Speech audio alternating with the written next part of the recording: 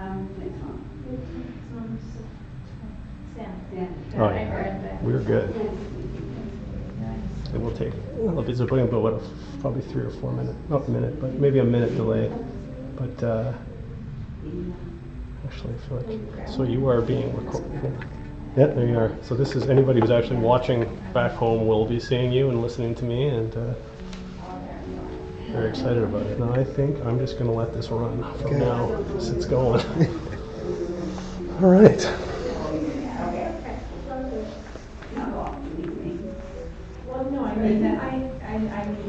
All right, I guess I should do say hello. Are there people here yet? Yep.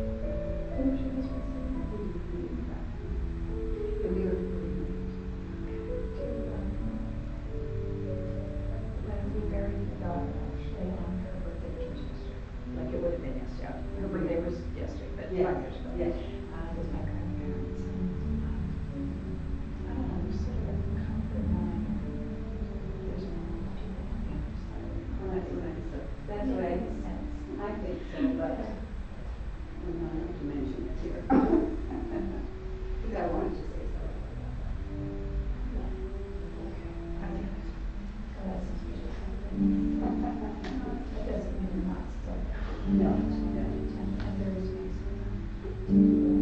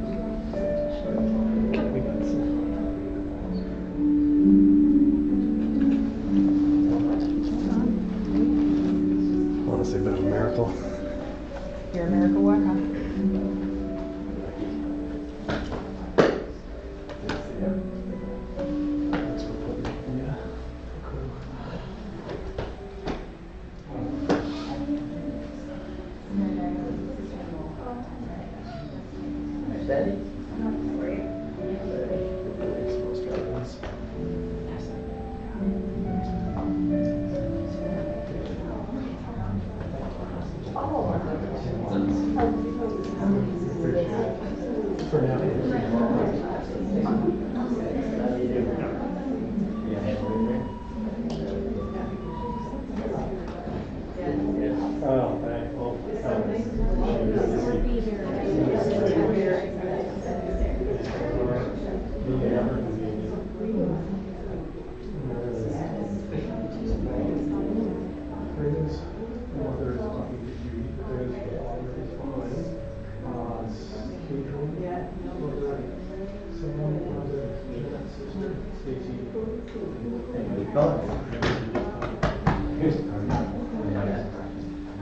Don't look like one now. You look like one of the crew.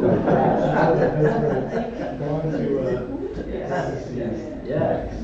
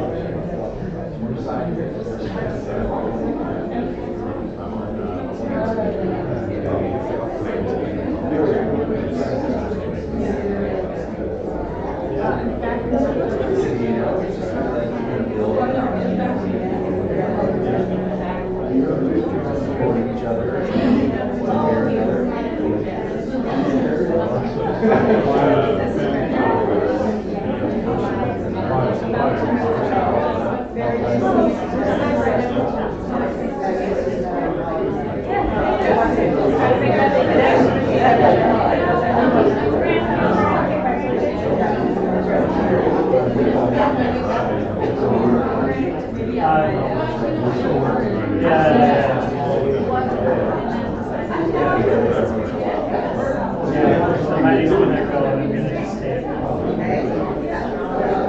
Yeah.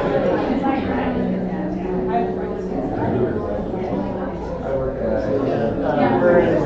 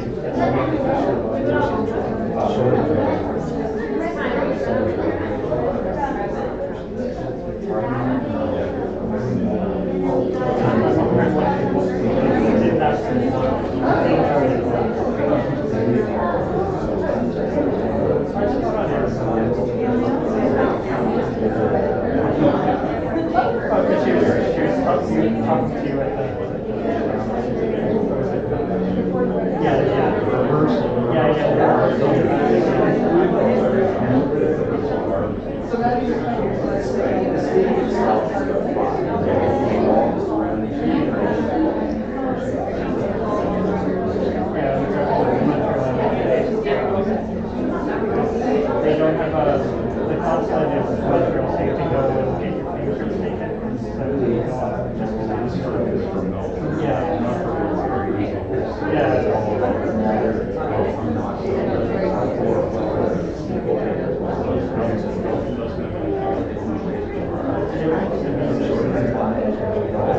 I think the person who was in Toronto is very similar thing to having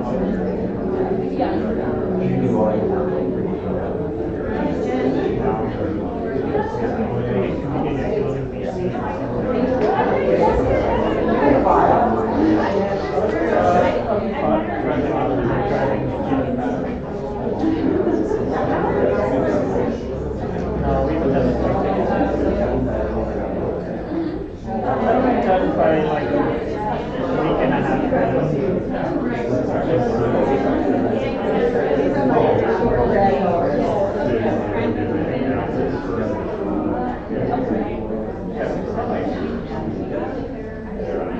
You come as late as possible. Yeah.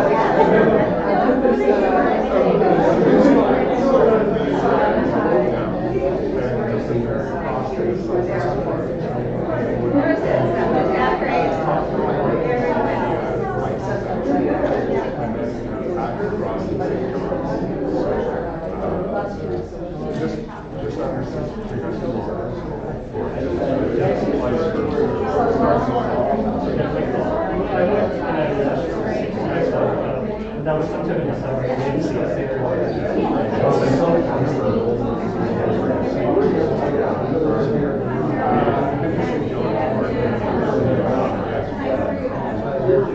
one.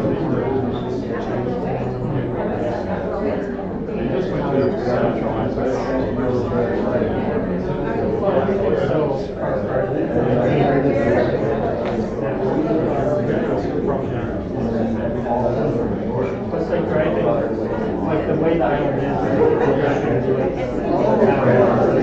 It's not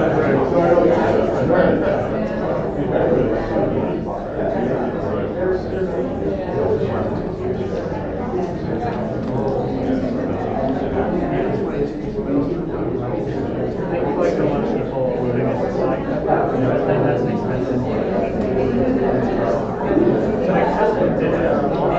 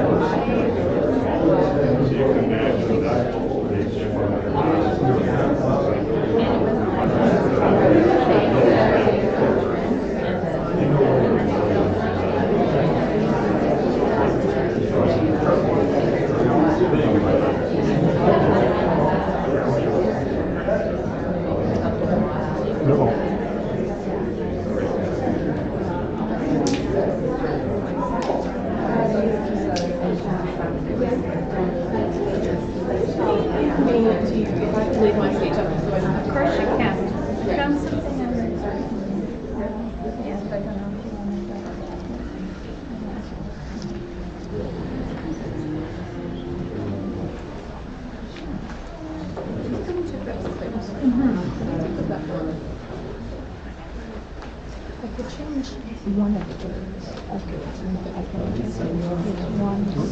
You want that idea?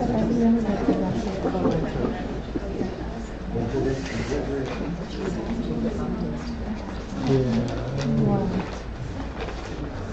Yeah, yes, and then that's one last one.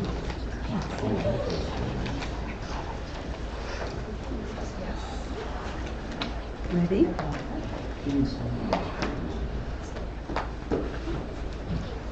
Okay. If you want to try to pull around some more chairs, or we'll see what it is. And there is a few spots.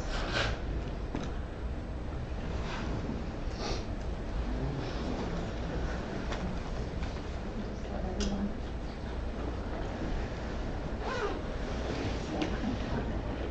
We're just rearranging furniture back here, so just so that.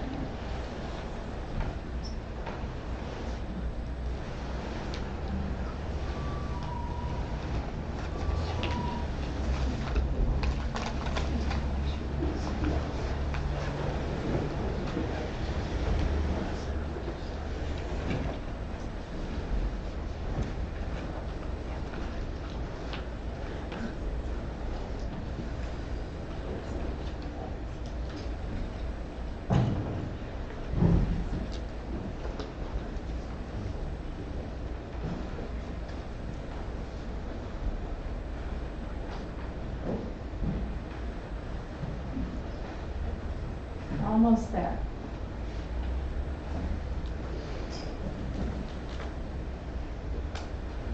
Yeah, that's better. Instead of half the room standing. It's lovely.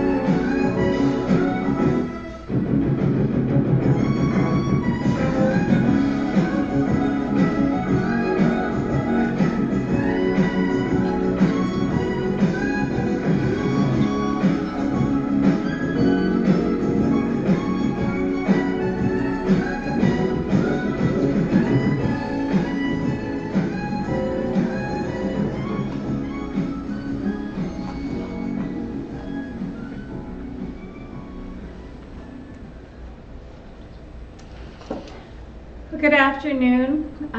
My name is Brenda. I'm a chaplain, and it is a great honor to be here today at this very, very difficult time, a time where our hearts are breaking. People sometimes refer to this sort of event as a celebration of life, but it feels a little strange and quite a juxtaposition when you can hardly breathe because it hurts so much. I do a lot of funerals when people are like 105, and I must say it is a lot easier than how it feels to be robbed of someone that is so young and beautiful and precious as young Ailish. So we're going to try to go through this together and create some more memories. I do believe when someone dies that a piece of their heart comes off of them and attaches to all those people that they've loved. And just imagine in the 14 short months how much love she has sent around the world. And how are we changed because of this little wee, beautiful little lamb. She's just beautiful. And how she's touched so many people. I'm going to share with you a poem by E. Cummings as we go through this time together and think about life and love and try to figure things out. This is called I Carry Your Heart With Me. I carry your heart with me. I carry it in my heart. I am never without it. Anywhere I go, you go, my dear, and whatever is done by only me is your doing, my darling. I fear no fate, for you are my fate, my sweet. I want no world, for beautiful you are my world, my true. And it's you are whatever a moon has always meant, and whatever a sun will always sing is you. Here is the deepest secret no one knows. Here is the root of the root and the bud of the bud and the sky of a tree called life, which grows higher than the soul can hope or mind can hide. And this is the wonder that's keeping the stars apart. I carry your heart. I carry it in my heart. And when we think about people that we've lost, when I meet each one of you, I meet a piece of Ailish. I meet a piece of other people that you have become part of. And how Karina and Clinton have come together to bring this little spark into all of our lives. When we think about how to carry on and people in our lives that have made a difference, I want to share with you a reading it's called Spiritual Ancestors, and I think it's quite powerful on how we carry on. Whether we know it or not, we transmit the presence of everyone we have ever known, as though by being in each other's presence we exchange ourselves, pass on some of our life force, and then we go on carrying that other person in our body, not unlike springtime when certain plants and fields we walk through attach their seeds in the form of small burrs to our socks, our pants, our caps, as if to say, go on, take us with you, carry us to root in another place. This is how we survive long after we are dead. This is why it is important who we become, because we pass it on. And so I think today we look at the love that this little child, this beautiful little girl has given to all of you, and how do we make our lives better? How do we pass on the love and the courage and the strength that this little being had in her short life? Because she's changed everyone, because she is now part of all of us that have known her and loved her. And to carry on and move forward, I do believe the best gift we give those we love that we see no more, the best gift we can give them is to carry on our life more fully because of our love for them. I'm pretty sure that Ailish, being born to such wonderful parents, don't want her parents to just stop and not carry on. And whether it's for all of you in the room or the wonderful people, welcome Australia, across the world, all of these people that are loving you, they want you also to carry on, even though it's really hard. There's no promises, it's hard, but somehow we do that because of our love for those that we see no longer. Our grief is huge, and at the beginning, your grief sort of feels like if you're in this box and you have this great big, you're the great big ball of grief and it's up against this pain button. And when you first feel it, you can't escape the pain. It's just, it hurts so much because your heart is wounded. In time, and it goes back and forth, there's no recipe, and it can be for a long time. The pain button is always there, and every once in a while that ball will jump up and hit that pain button in you. And that's okay, because we've loved. And that's bringing just, Ailish, it still hurts because you've loved. So, in the idea of what can we each do better as we celebrate Ailish, I think it is important, and this is a perfect example of not knowing when any one of us it can pass. I think how we make a difference in the world and live every moment that we have. And I have a poem that I find quite powerful called The Dash, because we are all changed now. And how do we carry on? How do we take the love that this little child had and spread it and do the wonderful things and show her courage? So if we're getting discouraged about something and you think of how much strength she had and what she did, I think we need to just carry on for her. This is called The Dash.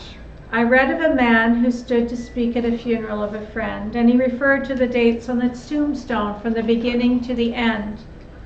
He noted that first came the date of birth, and spoke of the following date with tears, but said what mattered most of all was the dash between those years. For that dash represents all the time that they spent alive on earth, and now only those who have loved them know what that little line is worth.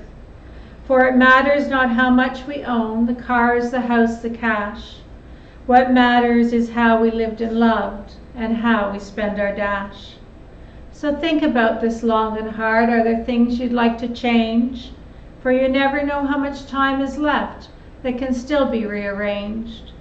To be less quick to anger and show appreciation more, and love the people in our lives like we've never loved before. If we treat each other with respect and more often wear a smile, remembering that this special dash might only last a little while. So when your eulogy is being read with your life's actions to rehash, would you be proud of the things they say about how you lived your dash? So I think we all have to just live in the moment and love deeply. And with that, I'm going to ask Karina. She's going to come up and say some words.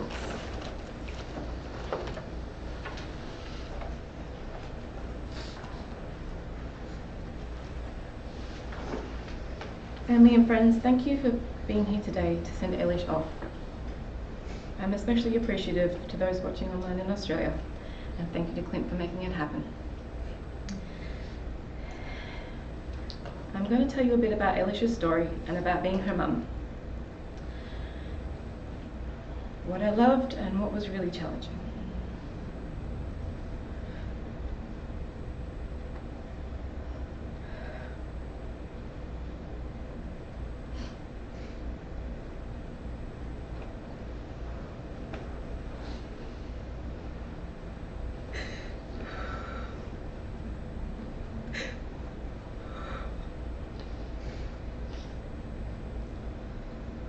Things that Ailish told me, and the things that bring me comfort. Whew. Ailish was born and seemed utterly perfect. There were no clues or warning signs in pregnancy or at birth. Problems that she started to have seemed just like regular baby problems. Feeding and weight gain, possible hip dysplasia. Even so, as a new parent, I fretted over these. I remember going to Sick Kids Hospital for the first time for a hip scan and being overwhelmed at seeing the very sick children moving about the hospital hooked up to IV machines. The relief I felt that Ailish was not a sick child. I was completely unaware that it wouldn't be long before Ailish would be one of these kids. Around 3 months of age, things started to diverge, but still seemed explainable in terms of common baby problems. She is super irritable because she's going through a leap, or she must have severe reflux. By 4 months, we knew something was definitely different. We found out she couldn't see, not because there was anything wrong with her eyes, but instead the visual areas of her brain, or the connecting pathways. She had seemed to be making progress with head control, but then it regressed. The cooing sound she used to make decreased. She was inconsolable at times, body stiffening up unexplainably. Cerebral palsy seemed to fit her list of symptoms, even though she didn't have any risk factors. We started operating under this assumption to adopt the early intervention approach, that she had a brain injury, but that the brain was adaptable and she could improve. It was an incredibly difficult time to care for her, learn about her suspected disease, the support of a couple of online groups with helpful suggestions and words of encouragement. Another mother and now friend reaching out to share her experience. Her daughter had faced similar issues, and it was heartening to see how she'd come through it all. Feeling a bit less alone and isolated. Home therapy services, especially with Magda, and the support of family, especially my mum, and Clint's mum Sandra and Aunt Judy. Through a long winter, we slowly started to get more used to the idea, and a level of acceptance started to creep in. The high level of needs meant there was not much choice but to get on with things, to love her and to look after her as best we could. There seemed to be some very small improvements, even though subtle. To my amazement, she stopped being as upset and started to be happy. This change meant the world to me. She stayed a happy child, right up until her last moments. Things felt like they were always changing, and no sooner were we used to a new development, a new problem would arise. Ailish seemed to forget how to drink from a bottle, at least efficiently enough to give her the calories she needed. So we entered a world of learning about swallowing problems. Despite our intense efforts, Ailish did not gain weight for 4 months, and even started to lose some, requiring her to have a feeding tube down her nose, which you'll see in a lot of photos, and then one later directly to her stomach. About 4 months after we realised something was wrong, she finally had a brain MRI scan. And all of a sudden it was clear it was not cerebral palsy, and it was likely a mitochondrial disease instead, most likely Leigh syndrome. Progressive and fatal. Online descriptions left little room for hope, although it would take several months to confirm this result with genetic testing.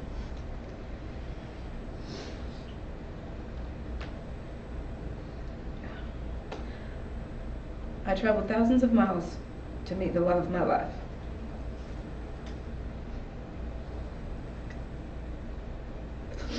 And yet we both have a different mutation on the same gene. And even with these odds, Ailish was unlucky enough to get the bad copy from each of us. Ailish couldn't make the energy her body needs. The result was lesions on her brainstem, the area responsible for breathing, swallowing, muscle tone, temperature regulation, among other things. Before I tell you what this meant for Ailish and how different from normal, I need to tell you what a wonderful human she was, because she was magnificent in so many ways. Ailish was a social being and loved being around people. Although it wasn't obvious all the time, she was a communicator and had ingenious ways of conveying how she was feeling. She could hold the attention of a room easily and was happy to. She captured the hearts of those that cared for her at Sick Kids. She had a school that she could see as she could track with her hearing. She loved hearing voices, talking to her, but also listening to adult conversation, especially if there was a new voice involved. We loved finding things that would make her giggle. There's no sugarcoating what she didn't have. She couldn't see, she had no head or trunk control. She couldn't move her hands or legs purposefully. She couldn't grab or hold onto toys. She couldn't play independently. She rolled over a couple of times and then lost that ability. She started having seizures. But I would just like to point out that in time you forget about these things and you see all the good things. We started grieving for Ailish a long time ago about the life we thought she would have and the life we thought we would have. I adjusted to the fact that she couldn't communicate in the traditional ways and learned to be so in tune with her sounds, facial expressions and body language, the signs of what she was feeling, thinking and needing. I was so expressed at all the things she was able to do despite the many barriers she faced. And every time she did interact with us, it was so rewarding. The videos I will show you are a short selection from when she was about 2 months old until about 1 year old. I loved watching Clint with Ailish, to see him being the enthusiastic, playful and loving father I knew he would be. One of my favourite things was when Clint would wake up in the morning and the first thing he would do was come to find us, to cuddle and play and make Ailish's favourite sounds to get the biggest giggles and interactions he could.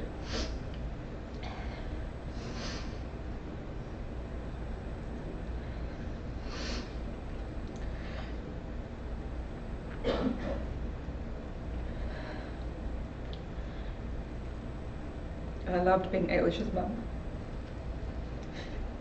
There were so many good moments, good memories.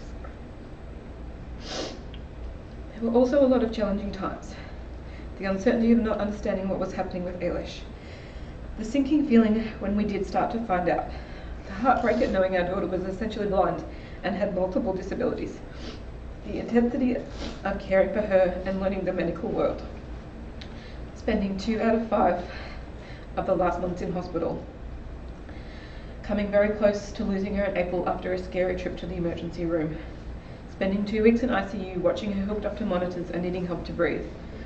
Of befriending the loveliest family in the ICU and of finding out later that they had to say goodbye to their daughter. Reading about the incredible barriers and medical problems faced by so many kids in an online support group. And being away from my family and friends in Australia. So then I need to balance this with what the challenging times have given me and what Ailish has taught me.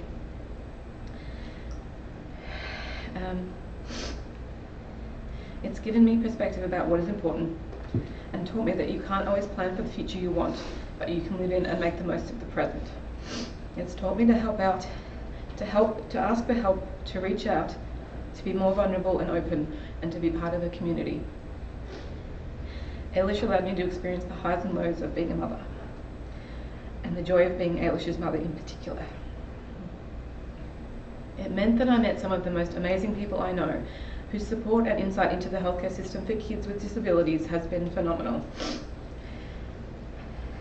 Ailish taught me to make an effort to see a person with disabilities, to look for what is there instead of what isn't, to try to find a way to connect. The experience has made me grateful for the excellent and free healthcare system in Canada and for the wonderful nurses and doctors who looked after Ailish at Sick Kids and in the community. A heartfelt thank you for your care and dedication. Ailish and this experience has changed me in ways that I can't yet comprehend. She has given me strength and made me realise my own strength. That if I could do this, I could do all this. To my friends and family in Canada and Australia, we have ever lived Ailish in love. Thank you to my family, we loved her. She knew she was loved. She went on her own terms and telling us exactly what she needed. While she was here, she was able to interact with us right up until the end. Ailish didn't have everything she needed in this life. And so although painful, I know it was right that she go and not suffer. So goodbye, my Baba girl.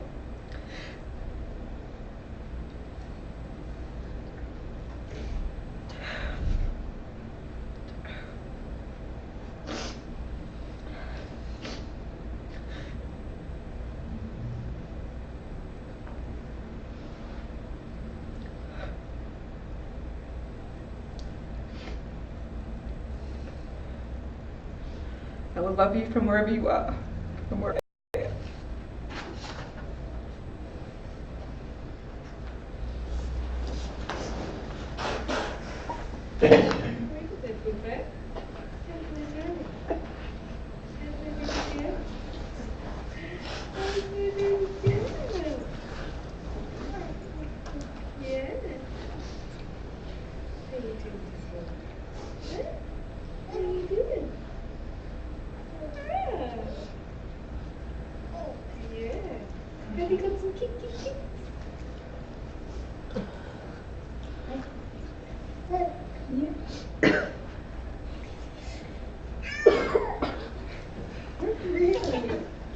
Can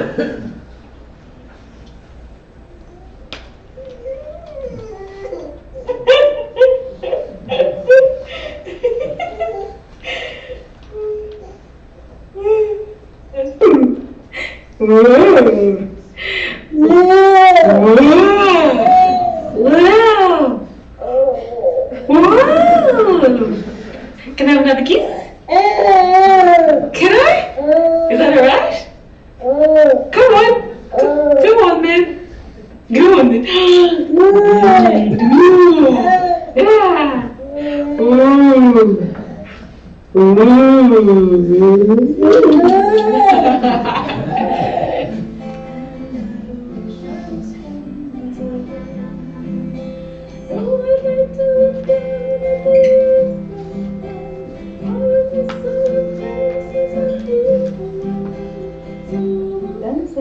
Ready?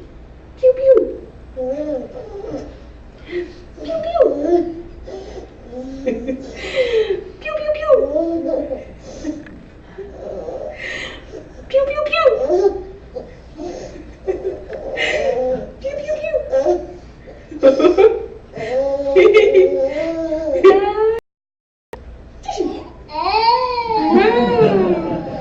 Wow. Do you like that? Do you like that? Pew pew pew. Pew pew pew. Pew pew.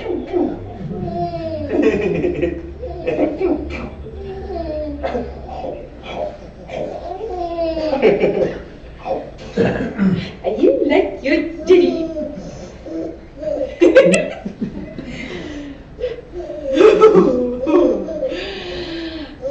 Oh. And you like your ditty.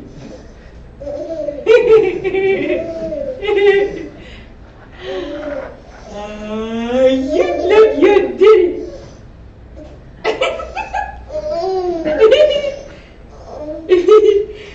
Oh, that's a big effort. That's a big effort. Yeah. It's a big effort.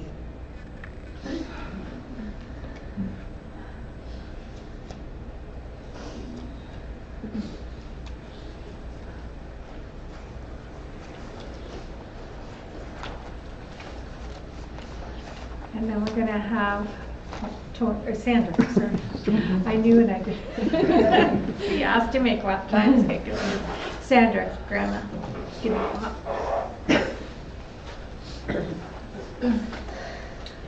So this has been quite a journey for our new grandmother. It started with the exciting news when Clint and Frida told us they were expecting a first grandchild on both sides of the family. I first met Ailish May in July this past year. What a joy and delight. Although she was never able to make the trek out west, we were able to share some times together. On one of my trips to Toronto to see her, she was in ICU, sleeping soundly. One of the ICU nurses said, if Sleeping Beauty had a daughter, she'd look just like Ailish. With her blue eyes, her big eyes, wide eyes, long eyelashes, she was a charmer. She continued to melt everyone's heart, and with heartache, we watched her struggle. I can't say enough about Karina, her strength and commitment to avail herself of every opportunity to give Ailish the best life she could. Ailish has shown us just how deep love can be and the importance of family. And I'd just like to read a poem in memory of Ailish. The mention of my grandchild's name may bring tears to my eyes, but it never fails to bring music to my ears. Let me hear the beautiful music of her name. It soothes my broken heart and sings to my soul. Oh.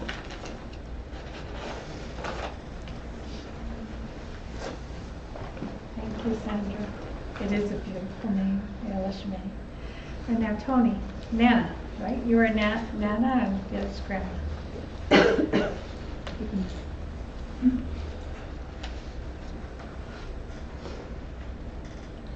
Our Ailish May, she brought such great joy to our family. She's only a granddaughter and niece, and she was just beautiful, much loved, and such a sweetie. And she had personality plus. We lived half a world away, but We had many Skypes, videos, and endless sharing of pictures as we got to know her. And there were plane trips visiting her and her mum and dad, of course. And even a visit by Ailish, Karina and Clint to Australia at Christmas time, much to the delight of the extended family and friends. Increasingly, the happy times, the laughs and her infectious giggles were set back by her illness and her hospital stays. And we celebrated her little achievements that she made. We cried for her struggles as she fought her illness. And the distance was a challenge, trying to support Karina through her illness. Our family thanks Clinton and Sandra, the army of wonderful people, friends and support people here in Canada who have supported and loved them all during this difficult and sad time. And we thank Karina and Clinton for the gift of our precious little Ailish. We loved her dearly and we will hold our baby girl close to our hearts. She'll be missed forever.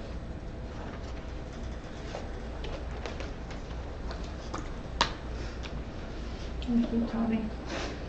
I just want to say, tears say I love you, so nobody, tears are okay. We can't hold that back, and it's just love dripping down her face.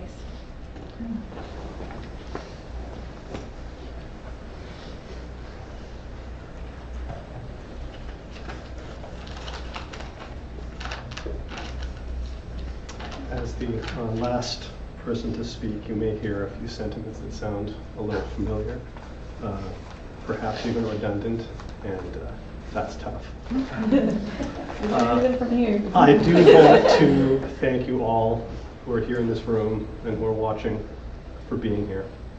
I want to thank you for being here to help us celebrate Ailish McCracken. Now, as Brenda alluded to, given how young Ailish was, I wondered if celebrate was indeed the right word, with the sense of premature loss being so strong. Most deaths are sad, but it's difficult to look at the death of a child, the death of our child, as anything other than tragic. My own sense of loss is so very overwhelming. I feel I stand before you as a superficial imitation of a man, an exterior facade that's been hollowed out and is empty inside. But when I think about my daughter, what keeps me standing, what supports this facade teetering in front of you, are the feelings of happiness and joy that I have now and will have always. Ailish gave and Ailish got a lot of love and a lot of light in her life. And so celebrate it, we will. Ailish May. Now, I realize I'm likely biased. What a name, huh? It was almost immediately noteworthy as the only name out of literally hundreds that came even close to being mutually acceptable. Ailish has a lot of Irish heritage. It is an Irish name, but we tweaked the spelling a little bit. We thought maybe this might reduce any possible mispronunciations, maybe misspellings, but it wasn't all that long before we realized that our plan was not well thought out. Alice, Ailish, Ailish, Eyelash are only a few of the variants that we heard, and that's just from family. If only having her name mispronounced was the extent of her struggles. That word, struggle, is really an apt one. You've heard from Karina about it. You've seen a few videos of Ailish at her happy and giggly best. But I'm happy that you heard from Karina because it is essential to acknowledge that it was not always like that.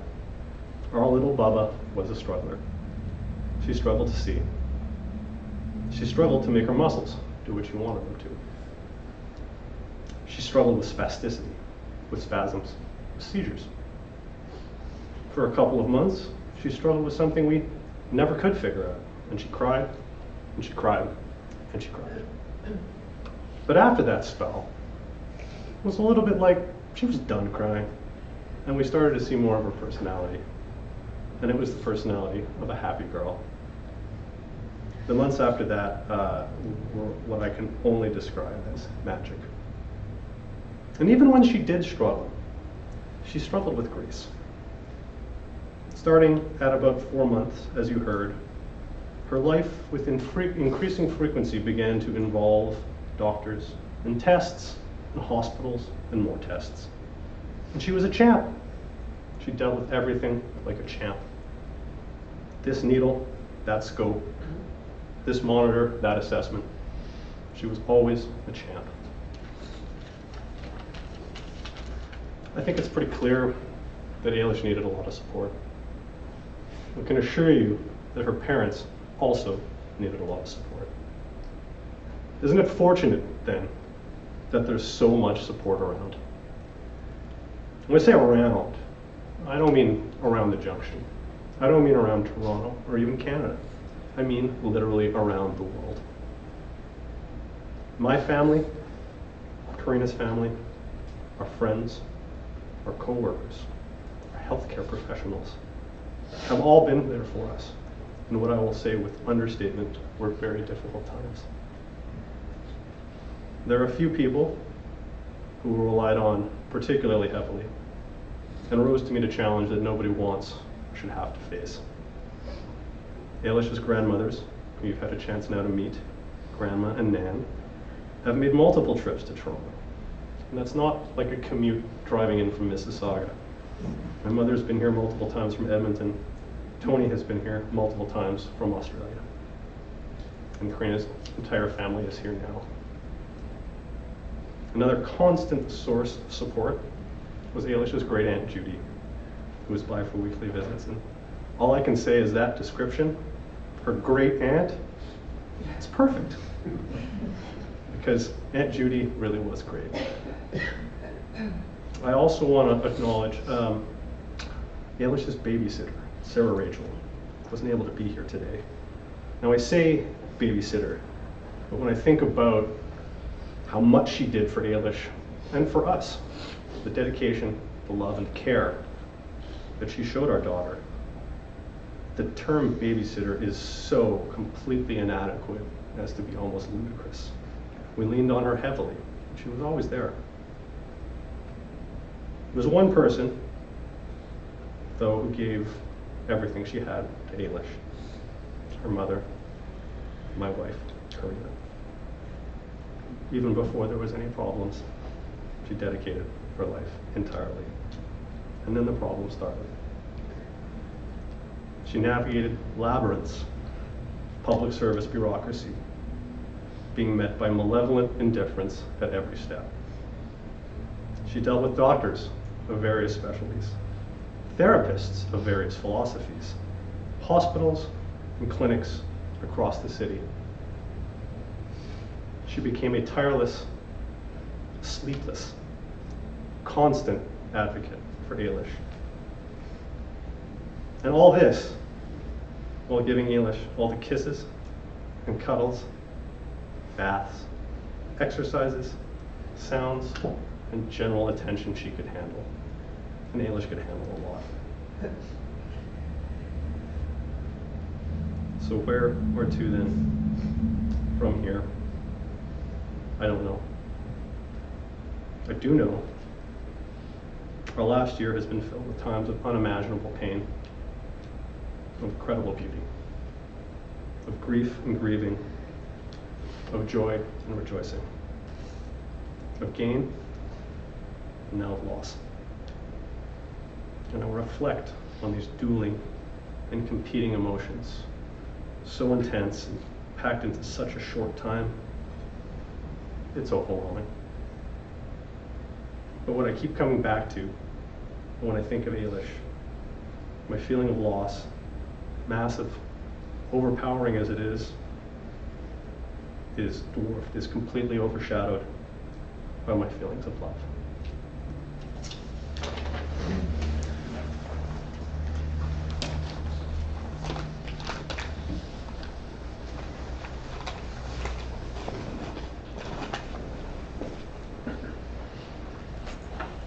Thank you.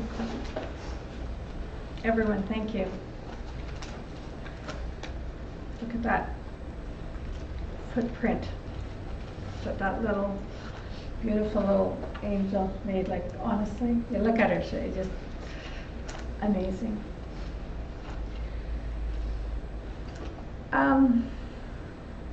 As you say, it's love, and I'm going to speak, which I don't usually do, more on a personal note, because unfortunately we're part of the same club now, because I've buried a daughter, but I had her longer. And the things that have gotten me through is, it's almost like mum to mum, that umbilical cord is magical, and it doesn't stop just because she's not here. And I find that I get my courage and my strength because I know what I gave to my daughter and what she gave to me, that's why I carry on. Because I know that she doesn't, and Ailish doesn't want you to just stop, because you have so many beautiful qualities that even meeting, there's a couple of nurses here from the hospital, and they're like, we're here because of Clint and Karina. We don't usually go ahead and thinking, please don't say you always go to these things. But because of you, you're unique. And our hearts are all breaking. And I wish I had a magic wand, but I don't. And I know it hurts like hell. It's the worst pain you'll ever feel in your whole life, and it's a club you don't want anyone else to join. But we're here. And I know the strength that you had just caring for Ailish, and the love that you had is even greater, that together, you'll get through this. I'm going to share with you a story. It's a bit about grief and loss, and just to try to get our heads around life. And it's a younger man loses someone, a friend he loves, and he asks around, and he asks an older gentleman, wiser gentleman, what all this means, all of his feelings that are overwhelming him. And so this is the older man's response to the younger man about the feelings that he's feeling, that we're all feeling today. He says, I am old, and what that means is that I've survived so far, and a lot of people I have known and loved did not. I've lost friends, acquaintances, co-workers, grandparents, mom, relatives, teachers, mentors, students, neighbors, and a host of other folks. I have no children, and I can't imagine the pain it must be to lose a child, but here's my 2 cents. I wish I could say that I could get used to people dying, but I never did. And I don't want to. It tears a hole right through me whenever someone I love dies, no matter the circumstances. But I don't want it to not matter. I don't want it to be something that just passes. My scars are a testament to the love and the relationship I have had for and with that person. And if the scar is deep, so was the love. So be it. Scars are a testament to life. Scars are a testament that I can love deeply and live deeply. And I can be cut and even gouged. And that I can heal. And I can continue to live, and I can continue to love.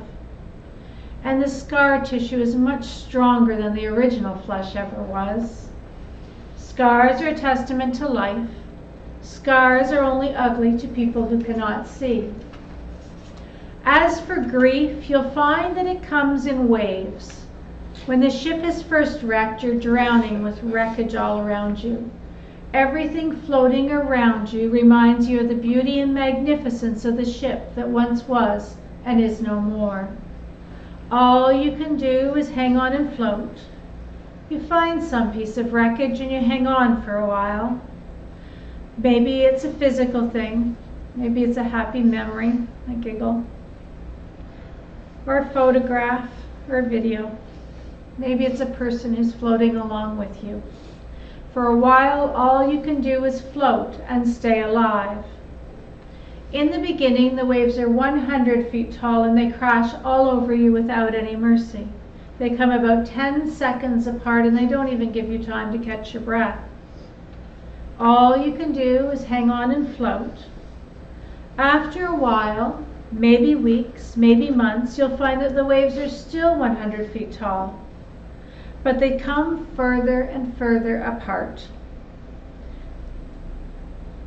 When they come, they still crash all over you and wipe you out. You never know what's going to trigger that grief and that grief burst. And when they come, in between the coming, you can breathe and you can function. So you never know what's going to trigger it. It might be a song, a picture, a street intersection, the smell of a cup of coffee. It can be just about anything. And the wave comes crashing, but in between the waves there is life. Somewhere down the line, and it's different for everyone, you'll find that the waves are perhaps only 80 feet tall or 50 feet tall. And while they still come, they come further apart. You can see them coming, an anniversary, a birthday, Christmas, a landing at an airport, which you guys have done a lot of. You can see it coming, and for the most part, you can try to prepare yourself. And when it washes over you, you know that somehow again you will come out the other side, soaking wet, sputtering, still hanging on to some tiny piece of wreckage, but you'll come out. Take it from the old guy, the waves never stop coming. And somehow we don't really want them to stop coming, but you learn that you will survive them. And other waves will come, and you'll survive them too. And if we're lucky, we'll have lots of scars from lots of loves and lots of shipwrecks. And that's how we carry on. And there might be a day and you're down on your knees, and there might be a day and you're giggling and laughing. But aren't we glad to remember and to love? I'm just going to close with a reading. But I'm going to also, on behalf of the family, invite everyone to come back to share some refreshments, to share stories. There's an African proverb that says when someone dies and we continue to tell the stories, the person continues to live. It's when the stories stop that they're really dead. And I was talking to the girls, because I was going to tell a story about water bugs and dragonflies. I might tell them that after, because it's sort of a transformation, right? It's like a caterpillar to a butterfly. We don't know what happens. We have more questions than answers. But I do know you'll feel her presence and her love, because that love it just goes everywhere. And you close your eyes and you'll feel her, and you will know that she's there. This is called O Beautiful End. Peace, my heart, let the time for the parting be sweet. Not be a death, but completeness. Let love